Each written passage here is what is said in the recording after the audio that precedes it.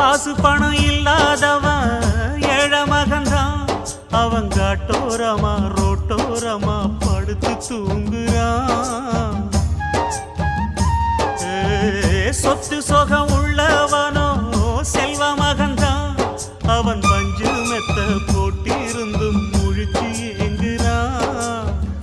எது மற்ற பேர்களுக்கு ஏது கவலை, 4 காசு வச்சிருந்தா 100 கவலை. இங்கு ஆசை வச்ச நெஞ்சுக்கெல்லாம் அமைதி இல்லையே. என்ன வேலை அது என்ன வேலை, மன நிம்மதிதான் இங்கு என்ன வேலை. எந்த கடை அது எந்த கடை, அத விக்கிறது இங்கு எந்த கடை.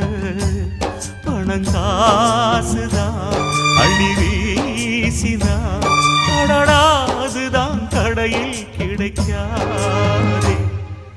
என்ன வேலை அது என்ன வேலை.